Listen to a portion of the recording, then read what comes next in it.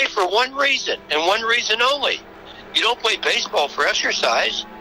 You play the game to win the game. Yeah. You take a test to get an A, not a C. You play the game to win the game. I mean, that's why I won the most games in the history of baseball. That was my philosophy. That was the voice of legendary and true original Pete Rose in a past interview with our Caleb No. Thanks for staying with us for our special coverage of Rose's passing tonight. Well, this news, of course, hitting the Cincinnati community very hard tonight. A lot of that reaction coming in the form of fans commenting on the fact that Charlie Hustle did not make it into the Major League Baseball Hall of Fame, of course, before his death. It was something that he continued to want. Well, look, my mom grew up in the Cincinnati area. She would have been 9 years old when the Reds won the World Series in 1975. I called her tonight and said, "Mom, did you hear the news?" And she said, "No, what happened?" And I said, "Pete Rose died." Yeah. Her first words to me were, "And he never made it into the Hall of Fame, did he?" Right. That's a shame. And I think that sentiment would be echoed by a lot of Reds fans out there, a lot of baseball fans out there, because he certainly played at a Hall of Fame level. Right. All the chatter on social media, all the reaction to our stories posted online right now is that. Yeah. Like, rest in peace. You know, how dare the MLB not put you in the Hall of Fame before you 30 plus years and a ban.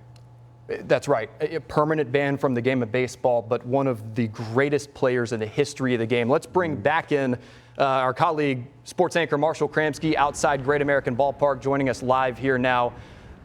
Listen, Marshall, as remarkable as Pete's baseball career was, it was equally controversial and complicated. If you could speak some, Marshall, to Pete's legacy on the backdrop of that lifetime ban.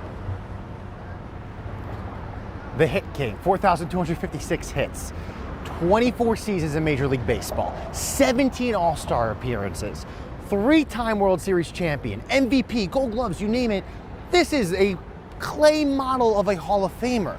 But Pete Rose, like you said, controversial career.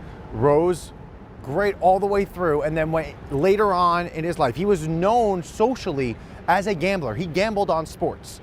People never thought it was on baseball. In 1989, the commissioner of baseball, Giamatti, he banned Pete Rose from the game because he came out he was gambling on baseball. Rose later in his book said, Rose said he never gambled. Then later in his book, he admitted to gambling, but he said he never gambled against the Reds. Rose served his penance. He didn't get to be a part of baseball. He didn't get to be a part of the Hall of Fame. He appealed time and time again to every commissioner, Bud Selig, Rob Manfred. Every time his appeals denied. Pete Rose, not a Hall of Famer at his death. I said it earlier in the show. I asked Rose because not everyone, but a lot of the experts around baseball believe that posthumously he would get inducted. When I asked him about that, he says, "I don't want to be that. Why would I want to be in the Hall of Fame when I'm dead? I want to be there while I'm alive." When he was inducted into the Reds Hall of Fame, it was one of the most meaningful moments in his life, he said, because he got a chance to be solidified forever. You can't tell the story of baseball without Pete Rose.